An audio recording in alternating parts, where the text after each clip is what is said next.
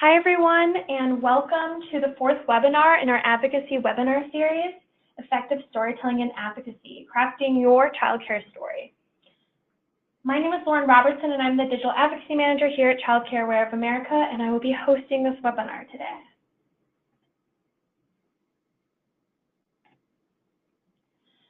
Before we dive into today's webinar, I want to make sure we review the goal of our Advocacy webinar series and go over a few housekeeping items. If you have been on one of our webinars, you probably have seen this slide before.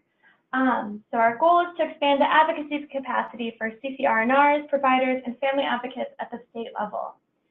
So today we want to hear your voices and experiences, so there will be a few times we'll ask you to participate, whether through polls or typing into the question or chat box your responses. We are recording this webinar and it'll be available online soon after the completion of the webinar. And everyone will be on mute, so if you have any questions, type it into the question box so we can answer your questions.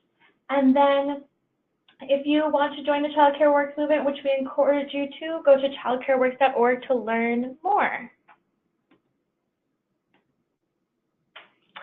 Alrighty, so quickly I'm just going to go over what we're going to talk about today.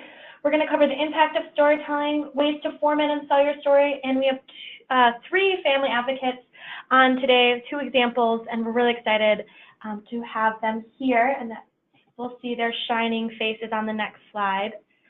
So again, I'm Lauren Robertson, and we are so excited to have 3 family advocates with us today, Amber and Travis Jones and Shayna Raphael.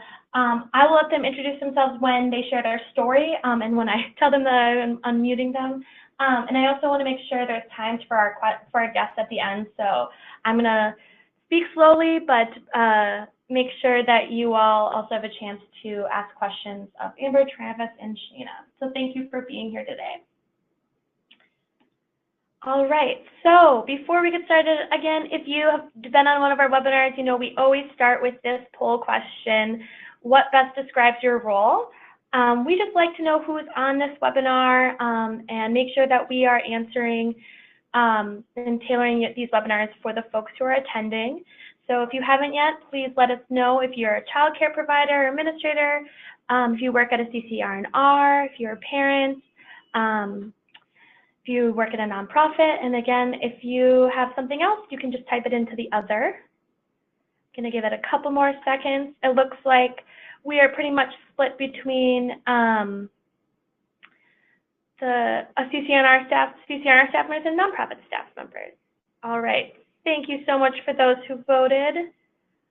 Wonderful. I'm going to close that poll, and I will just show you all what we are looking like today. So hopefully you folks will find this beneficial, and if there's anything specific based on your role that you want to hear more about, feel free to type it in.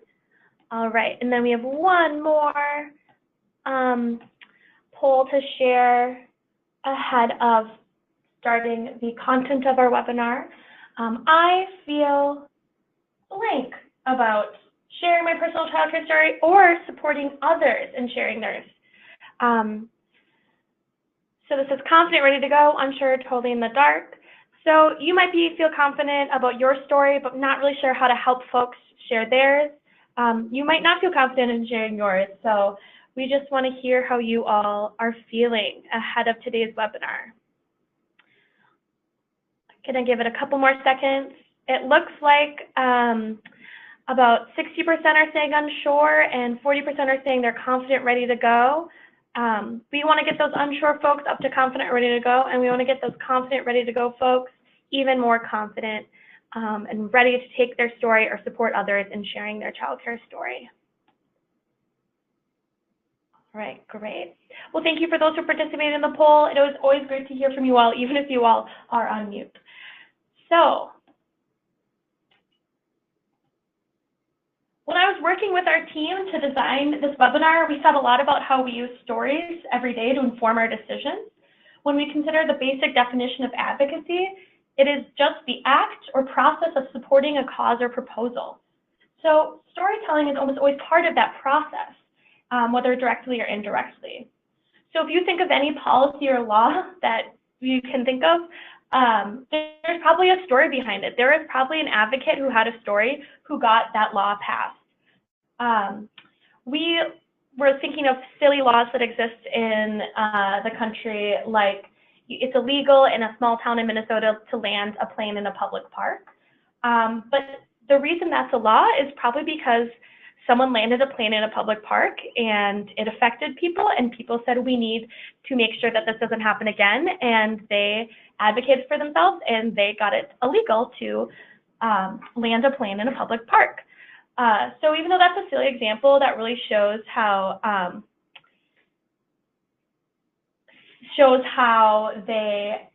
even the silliest thing can turn into a story and can turn into policy change. So when we frame our experiences and perspectives into effective story, we can impact others' decisions, including and especially policymakers. We hear often that policymakers want to hear from their constituents. They want to hear from their constituents. And we are all constituents to some policymakers, and that means it is up to us to share our stories with them in a constructive and impactful way. So today, I hope you all will learn some great models about how to construct those stories, as well as hear two really great examples of childcare stories. So on the screen, I have a couple of examples of that came to my mind right away when I was thinking the impact of storytelling. Most of us have heard of MAD, for example, Mothers Against Drunk Driving, and that came out of one mom whose daughter died from a drunk driver. And she had a story, and she became an advocate for other mothers and other families. They came together with a common goal, and MAD has really dramatically shifted the public opinion on drunk driving. And how have they done this? They've done it through stories on radio, on TV, on billboards, and individual stories with elected officials. So these stories are all great, and changing public opinion is great, but what is the policy impact? MAD had a huge part in changing the alcohol limits from 0.1 to 0.08 when you're driving, and that is amazing that all these stories came together, and across the country they're changing policy. They had a common goal and a common story that they each had their own experiences to feed into that common goal. I also included a more recent, newer example about AT&T's It Can Wait.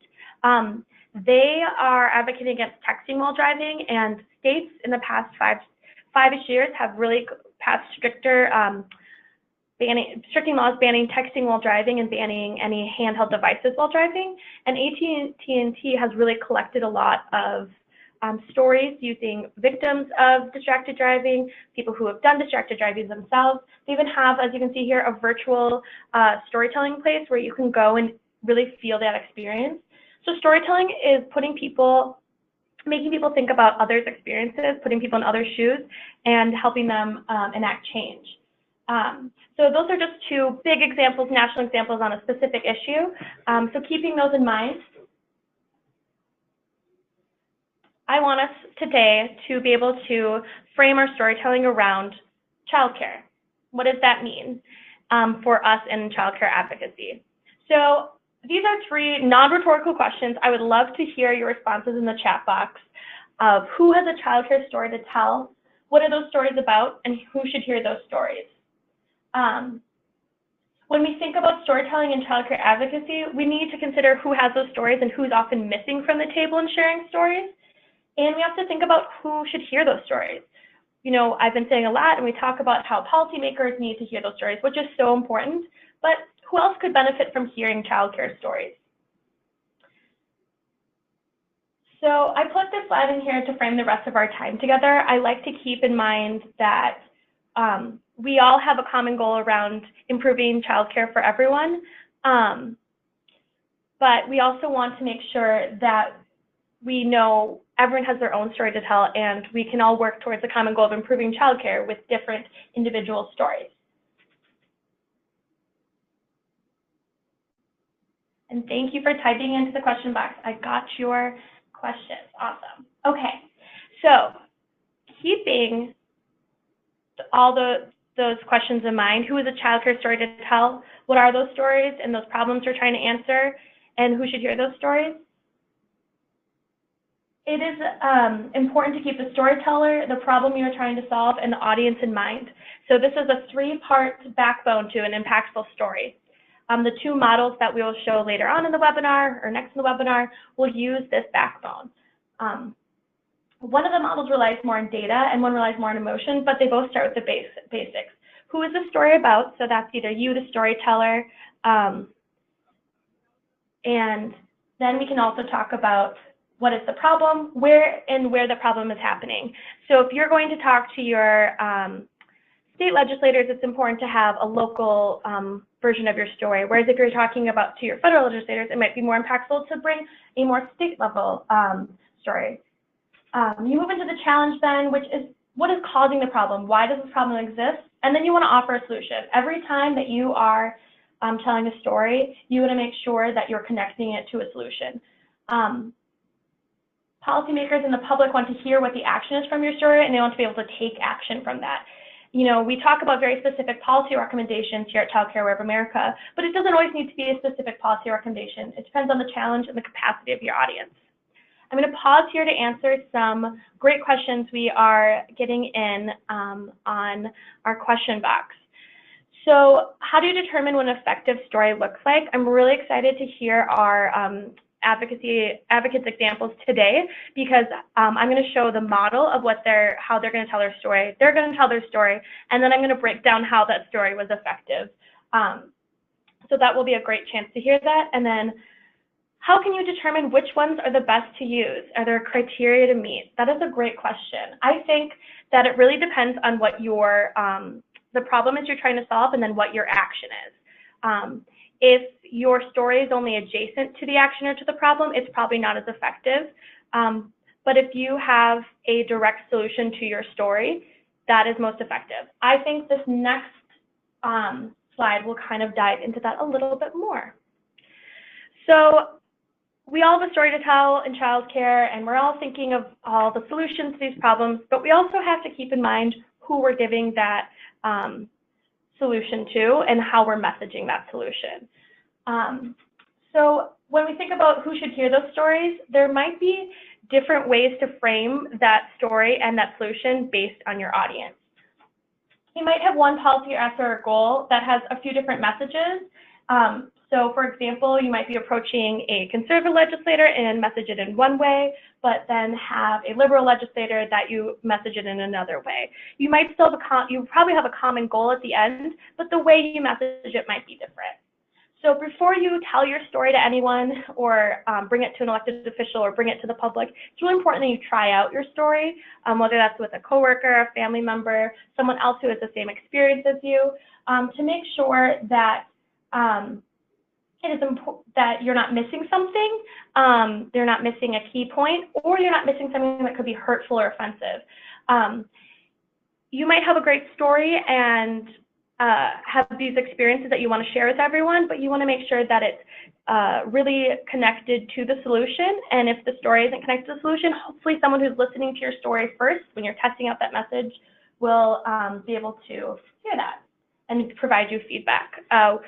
We at Childcare Wherever America work with our family advocates. They test out stories with us. We practice them with them. And it's been an effective way for them to practice, and then they also practice with each other. So even if you have someone at your office who has similar experiences, or if you have another family parent down the street, practicing that message is super important.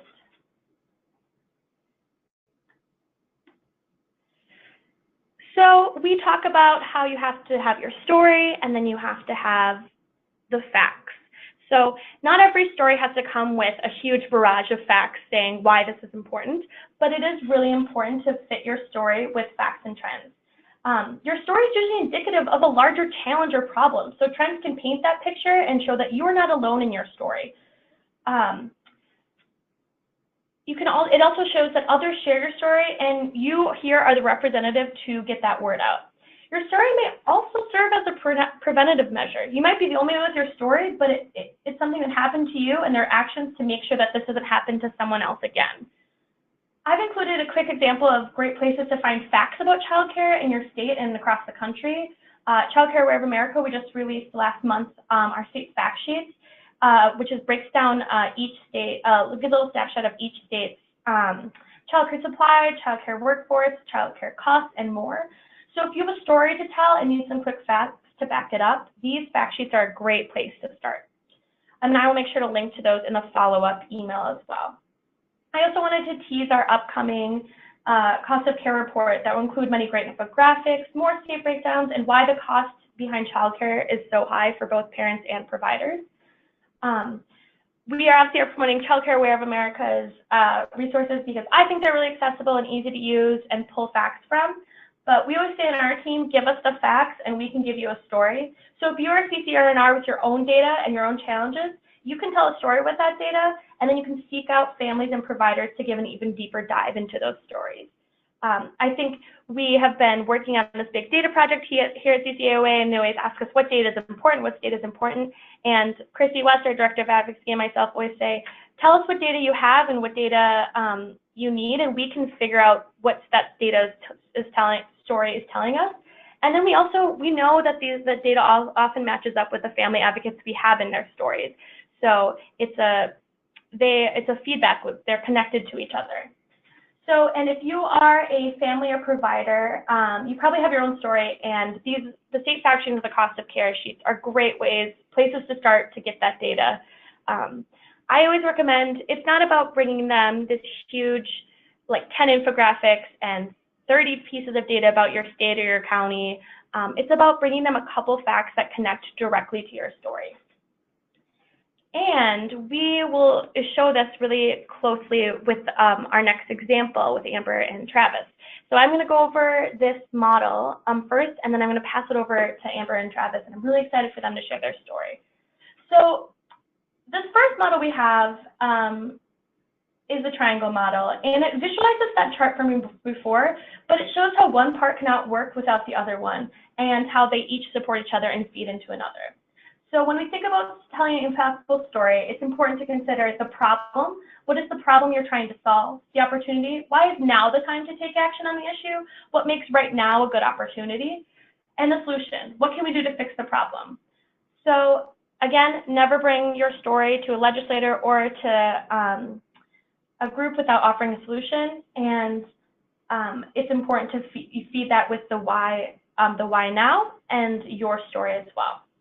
So I'm going to pass the microphone over to Amber and Travis, and they're going to introduce themselves and then use the triangle model to share their story. I have unmuted you. We're on. Good morning or afternoon, depending where you're at. Thank you for having us. I'm Amber. I'm Travis. And we are going to share the story that we have gone to DC to tell our legislators in Arizona. And just for those of you who don't know, Arizona tends to be a more Republican state, so we definitely keep that in mind as an audience point to consider when we're speaking with legislators about our issue. So let's jump into it. Whenever we step into an office, we kind of tag team it together because the story is our shared story. And so we really rely on each other to kind of fill in the area that the other maybe forgot to say. But we always start with thanking our representatives and acknowledging that their work is difficult, working on behalf of constituents, and that we know their decisions that they're making are very difficult at times. And so we thank them for their leadership in that. And then we tell them we've come here from Tucson, Arizona to share our story and bring awareness to the critical issue of access, affordability, and quality childcare that we're experiencing, acknowledging that our story is one of thousands of stories across our state and no doubt our country. So we have two little ones. We have a daughter who is now 6 and a son who's 3. And we live in a suburb of Tucson, so we're considered rural, but it's not like we live in the middle of nowhere. So our main issue is that we drive 90 miles a day so that our children could attend high-quality preschool. Part of the reason we do that is because we understand what quality looks like. We spend a lot of time looking into that. I happen to work in education, so I think I have a little bit of a leg up in that arena. But it shouldn't be that way. We should not have to drive 90 miles a day and put our children in the car for that amount of time either. just so that they could spend time in a high quality setting, learning and thriving and preparing themselves for kindergarten. The other side of that, not just the travel, is that because of the travel and because of the hours of operation, I am not able to work full time. So, you know, I love that I get time with my children. I'm thankful for it, but there's a significant financial impact that has on our family, as you can imagine. And then also the cost. So our children attend part-time care. From 8 to 3. Right, from 8 to 3. And that costs more than one graduate course. I'm currently in graduate school. It costs more than our mortgage. And so this is a significant financial burden that we're enduring, but we know we're not alone in that. I mean, we hear countless families tell us that they either can't afford care or that they're choosing care that they know isn't of the quality that they hope for, but it's what they can afford, which is could have devastating effects. And then from my point of view, since we have to drive 90 miles a day, one of the things that I've come to realize is that our Sunday nights are spent trying to figure out logistically how we're going to handle the transportation, the drop-offs, the pickups, depending on what our schedules are for that week. So that's another challenge. And I've been lucky enough to work for a company that appreciates the work-life balance and understands that happy employees are going to be productive employees. And then as I've risen through the ranks in my company and becoming management, I also see that when a staff person is having a childcare crisis or a breakdown in the system, what effect it has depending on if they're in a high quality place. So I really appreciate the challenges that younger staff are having. And then the other trends that I've noticed is people, when they do start a family, they're either reducing their schedules from full-time to part-time or dropping out of the workforce indefinitely. So those are the things that I think of from a business perspective. And then also seeing the benefits of having a high quality childcare center, those are going to reap benefits in going forward when those people turn 18 and start entering the workforce. They'll be better equipped to handle the challenges that are going to be presented to them. Right, so definitely that the skills they're learning in the early years are setting them up for not only success in school, but also beyond that when they graduate and enter the workforce. One thing we do when we're in offices, as a side note, is right around this point, we tend to check in, and that whole time we're reading body language. So we tend to ask a question if we feel they're getting disengaged, or just to kind of check in on whether or not our story is reaching them well. And what we tend to do is just ask them, do you have anyone in your life that is experiencing a similar crisis with childcare access and affordability? And what we've found is in some of the offices that are even more challenging, like to relate to, that has opened up a door of connection where they then say, yeah, actually, you know, we had one younger person say, you know, I'm terrified to start a family. I'm 30 and I'm not thinking about it because of this issue. And we had another one say, I'm a dad. I actually have a daughter that will be starting kindergarten. And that just led into such a longer discussion because then they were part of this crisis with us. It wasn't alone any longer. And then the other connections that you can make too are if you know the policies that that particular representative has a passion for. So for example, if they know military, you could kind of steer the conversation towards how this could affect military, because then it piggybacks off of what they're passionate about, and then they see the connection of, okay, childcare affects not only parents, but it affects the military readiness and stuff like that. So understand what the representatives have a passion for is also a good way to key in on how to steer the conversation. Right. So then we say, we know that this is a crisis. We've given you our story, but we also know that there's plenty of opportunity here. And so right now, we're seeing more diverse candidates running for office. We're seeing more women coming forward in leadership roles. We know that this is a bipartisan issue. We know that this issue is affecting everyone as a whole, and that we're starting to see some attention gained from it. Constituents are starting to pay attention to what the lawmakers are saying about and what they're willing to do to address this crisis. So we're excited to see where funding decisions are going. It's scary, but I think there's plenty of opportunity within that. So what are some solutions? We know that the Child Care Development Block Grant funding is critical to this issue of access and affordability. In Arizona alone, we saw subsidies cut completely, and we're still facing the devastation of that. And that happened, I think, way back in 2008 or so. So what we're asking of our legislator today is that they increase funding for CCDBG, that they fully fund this so that not only parents can access quality childcare and stay in the workforce and have peace of mind that their kids are not only in a safe place, but they're thriving and learning and developing skills necessary for success later in life, but also that their teachers are being well compensated and adequately trained or educated about child development. So it really goes hand in hand. Both of us serve on our children's preschool board. So we see the side, both ends of that spectrum, where parents are paying a lot, but guess what? It costs an incredible amount of money to run a high quality program, and we just simply aren't able to pay the teachers what we feel that they deserve. But we're working on solutions for that too in our local community.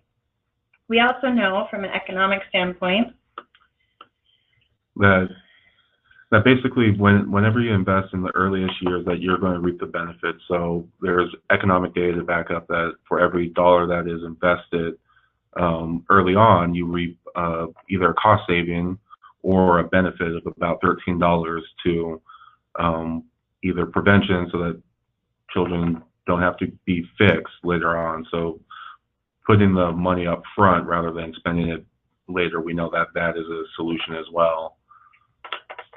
And we also just know the development of there's plenty of research on brain development and how much is happening in the first 5 years of life in general. And that when we focus on making sure brains are being developed and structured in ways that are foundational to later success, that we are going to reap benefits, not only within our communities and within people from a social emotional standpoint, but also the cost saving that Travis mentioned. So what we ask then is that also not only that CCDBG be funded adequately and increase funding for that, but also that this office considers looking into and supporting the Child Care for Working Families Act that is has some sponsors now but needs some more support as well. So that's pretty much how we tell our story in a nutshell. That was wonderful. Thank you, Amber and Travis. I want to point out a couple of things that you all said that I think was really important and made for an effective story. You talked about your perspectives as being a family, being parents, but you also brought in the business perspective, and you also brought in the importance of quality on the economy.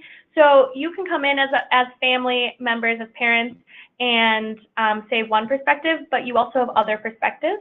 So for folks who are working at CCR&Rs, you might feel like I can only advocate with this one perspective, but you might be parents or grandparents or run a small business on the side or something like that, that's also important to incorporate. We contain multitudes, so incorporating all those perspectives, that was awesome, and I think super beneficial to making an effective story. I also love that you noted that you check in with the elected official that you're talking with. I think especially when it's like staff or elected officials, they are constantly meeting with people and they are constantly hearing people's story. And what makes an effective story is that they feel attached and they feel bought into your story. And I think, like you said, it's such an easy way to do that by asking them about their own perspective.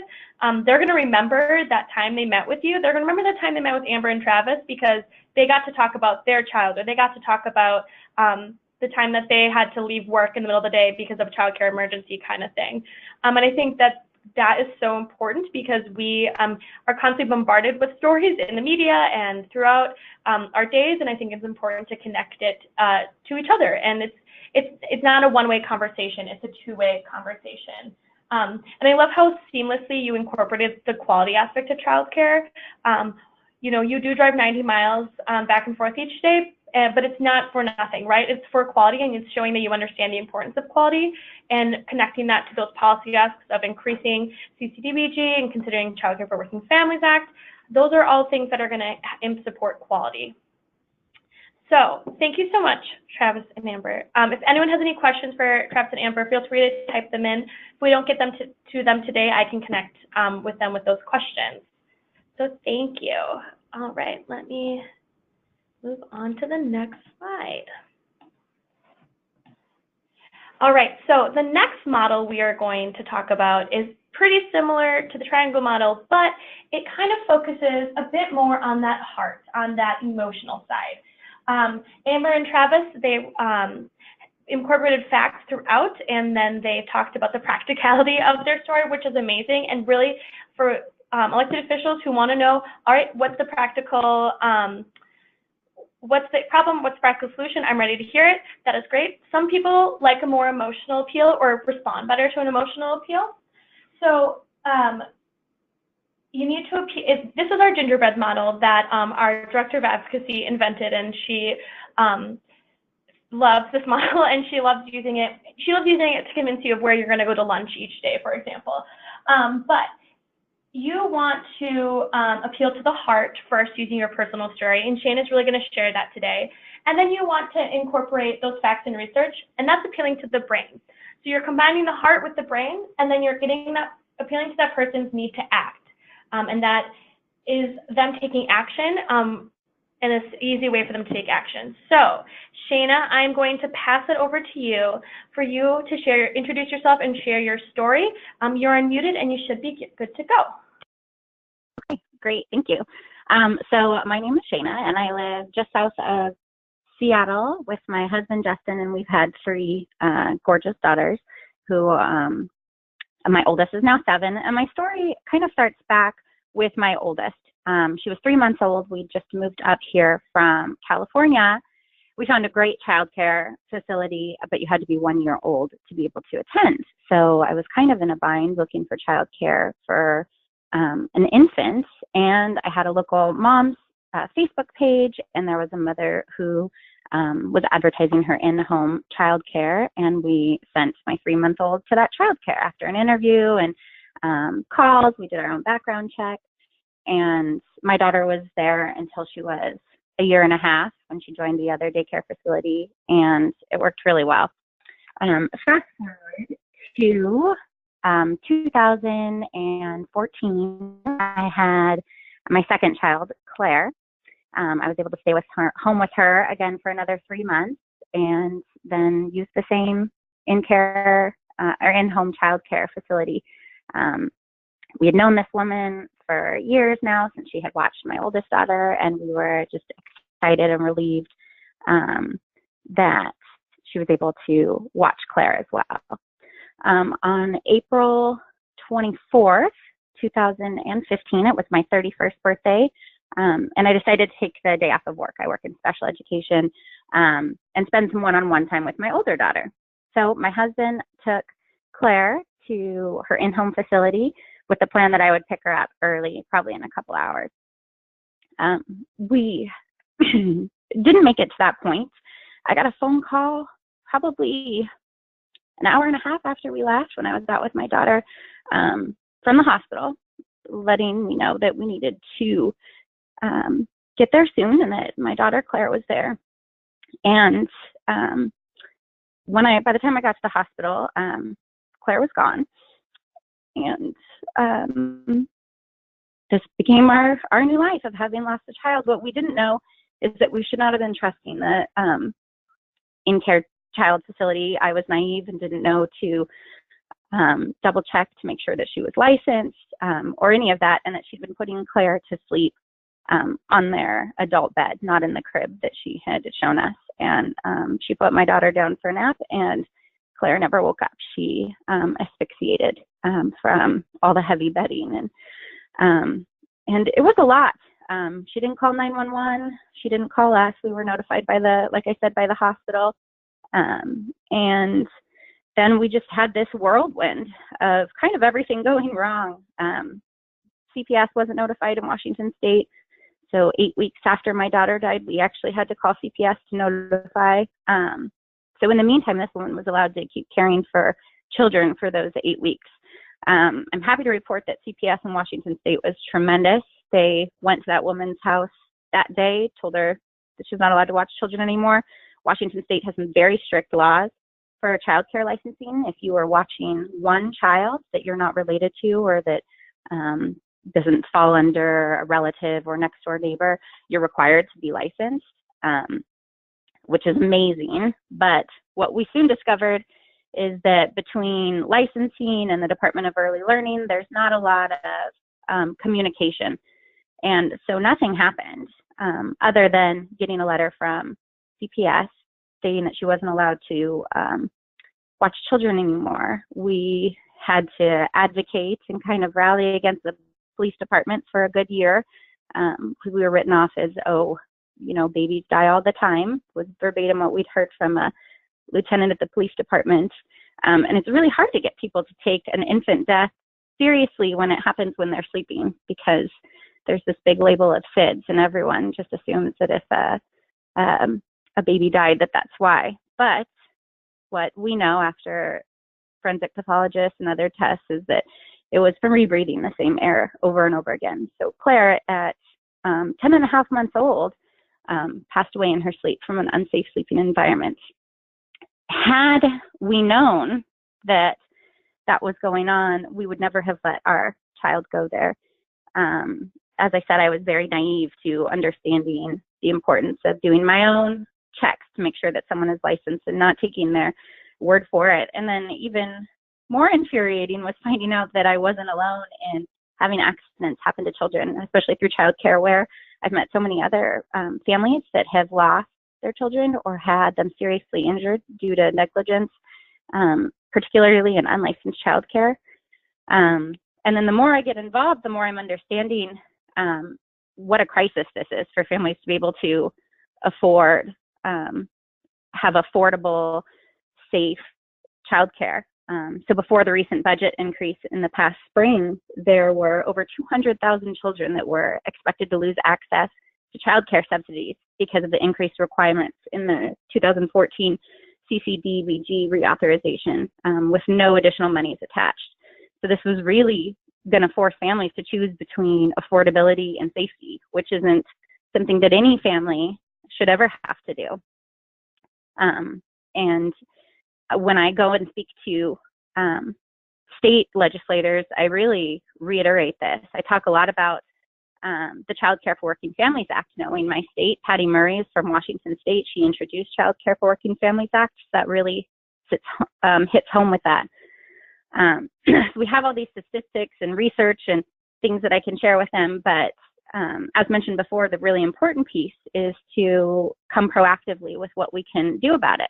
So when I talk, I make sure to mention that CCDBG received a $1 billion increase for fiscal year 2018, and it's set to receive another, although it's smaller, plus up shortly. But this is still considered very underfunded by the standards set by HHS. So families are still at risk of losing their child care coverage in order to enact the new requirements. So my big ask always is to fully fund child care development, block grant, and pass laws like the Child Care for Working Families Act in order to support families, communities, and businesses.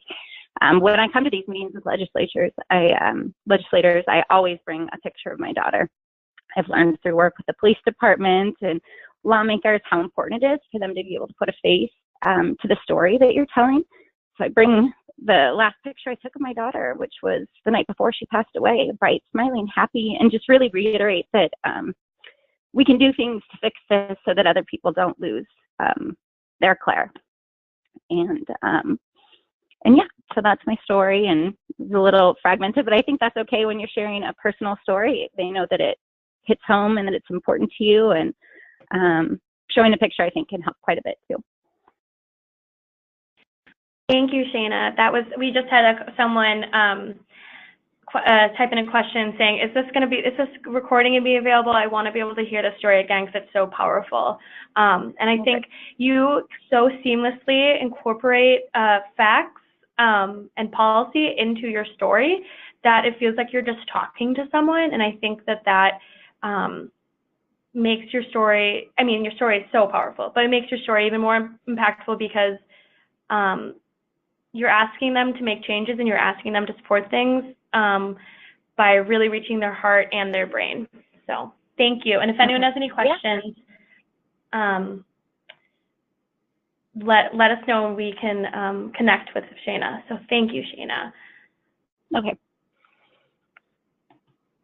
All right. So, Shayna mentioned how she found other families through Childcare&R, through our family advocate networks, and she thought she was alone in her story, and she realized that she wasn't alone, and she found other families that had that same experience and other experiences as well. Amber and Travis know that is a common story around childcare costs and access, and I just wanted to make sure that you all knew that we have a webinar coming up that's lifting up advocate voices that will really show how to build up those family advocate networks and to bring those stories together. Because we know one story is impactful and a series of stories, but a series of stories show trends, show that this is happening and that we need to take change. And also we've been talking a lot about how meeting with your elected officials, Amber, Shayna, and Travis all noted how they interact with their elected officials when they meet with them. And our next webinar is actually focusing on planning those visits with elected officials. And so that will be a good opportunity to learn more about that.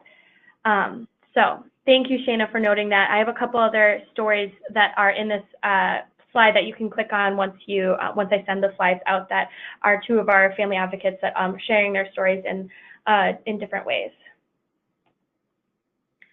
So we've been talking a lot about sharing your story through your elected officials, but we know that there are many ways to share your story. And we, at Childcare&R, we use Facebook a lot for people to share their stories. So social media is so impactful. We have a social media manager on our team.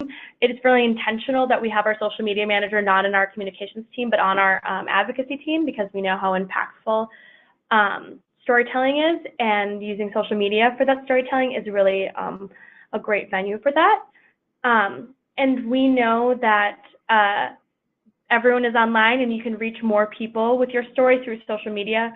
So we encourage you to use social media to check into our social media of how we share stories. And Childcare&R also has a Family Voices blog, which is if you're looking for some more stories for inspiration, and if you're looking for I have this problem, what could a story be to address that problem?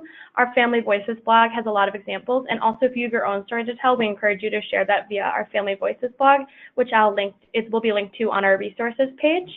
And I also want to talk about our action centers. Shayna and Amber and Travis mentioned CCDBG, and we are really excited that last week the Senate finalized the bill that included CCDBG and included a large increase in money. It wasn't exactly what we wanted. It wasn't as much as we wanted, but it was still increased, and we're grateful for that. And now this week we're waiting on the House. And we like to attribute a lot of that to our advocates taking action via our action centers. And also a great thing about our action centers is you can personalize them. When you get that message up to send to your Congress member or your state level legislators, you can add your story into there. And legislators get those emails every day. They see that people are supporting a certain bill or a certain policy, but it's also so critical to include your story in that. And using that triangle model or that gingerbread model to quickly include your story in an email to your elected official is really important. And if you're timid of meeting with your elected official, or if that seems like a big time commitment, or you have lots of stories you want to share from a group of people, in person doesn't always need to be one-on-one. Our elected officials are holding town halls and forums, especially around the election season. So we encourage you to attend town halls and share your story. And also during the legislative sessions, particularly at the state level, there are hearings happening around childcare bills, childcare policy to get perspectives, and CCR&Rs are a great in between to connect families and providers to those hearings and get people at those hearings to make sure that when legislators are considering making changes for childcare, whether that's good or bad change, they want to hear why that change is important or why that change is good or bad and hear your perspective. So I just wanted to make sure we talk a lot about how to make your story, meetings with elected officials, and how to craft your story, but your story, it can be shared anywhere and it can be shared online, it can be shared in person, and it's important to get that story out, and a combination of all those is really impactful as well. So I just wanted to briefly share a couple of resources that we have at Childcare Aware. I'd mentioned our action centers. If you are interested in getting an action center for your state or seeing if your state has an action center, feel free to contact me. I can either connect you with your state action center or maybe talk about getting an action center in your state. We encourage you to follow us on social media. We share lots of stories and lots of actions. And then our Family Voices blog and our state fact sheets and cost of care are resources on our website that are there for you all to use. We see ourselves at the national level of we are in service to CCR&Rs, providers, and families. We want to improve childcare and lift up your voices, so we are here to support you. As we wrap up this, I just wanted to make sure you all know that we have reiterate that we have those 2 next webinars going on. So now that you know those frameworks for those stories, and we had 2 great examples, we want to make sure that you can take that even further. So if you want to figure out how to contact your legislators and get a meeting with them, or if you want to build a family advocate network, whether you're a parent yourself and you want to learn how to mobilize more parents, or you're a CCR&R, and you want to learn how to engage providers and families more to build those networks, these webinars are for you. And we will be sending these resources in a follow-up email. And we're just really grateful that we have such a large network of family advocates that can share their story. And we're so grateful that Amber, Travis, and Shayna were able to share their stories today. So my email's up here. You can also reply directly to the email that we will be sending following that. And then I just have 2 more questions for you all to hear from you. And if you have any thoughts or concerns or questions, feel free to share them in the question box. We are here. And I did see the stories from folks. Oh, I thought I launched that poll. I do see these questions thanking Shayna for her sharing her story. It can be hard to share that story every time, but we're very grateful for you, Shayna. And Amber and Travis, I just love the way you framed your story, and you were like, another thing, and oh, also this. And I think that that's important to remind people that parents come with not just the story of being a parent. All right, we have folks filling out how they feel about sharing their childcare story or supporting others. And if you're still unsure, reply to that email with your questions. We are here as a team. We're really excited that we have a full advocacy team at Childcare Aware of America. So we are here to support you all. All right, I'm going to close that poll. Looks like 96% are saying confident, ready to go. That makes me feel great. 4% are still unsure, and I hope that you can review our other webinars and attend our next 2 webinars, and maybe that will get you up to that confident, ready to go. And then the last one is just we want to hear what else you want to learn about. So we can tailor our next webinars for you. Make sure we have resources. For example, we had someone on our last webinar be like, hey, I want to know more about, I want more voter resources for social media. And we are almost done with creating a share kit for you to easily share voting, getting out registering to vote, reminding people to vote, reminding people to vote with childcare in mind. So.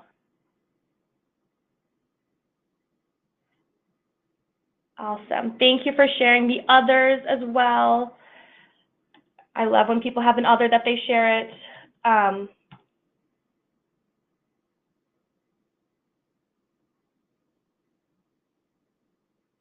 All right, so I'm going to close that poll. Thank you for sharing what you'd like to learn more of. I'll share that so you folks can see. We'll make sure to incorporate those in the next couple of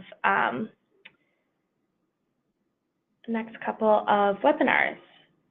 Ooh, Nancy, thank you for that suggestion. That is such a good suggestion. We will make sure to address how to get testimony quick, how to make your story really short in our next couple of webinars. Especially when you're meeting with elected officials, they'll say you have 10 minutes, but really you have 2 minutes. So awesome. Thank you everyone for sharing that.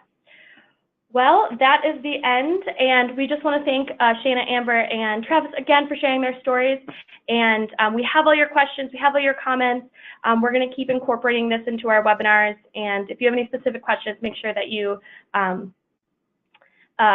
send us an email, and we can do calls, we can do over email. We're happy to help in whatever way works for you all.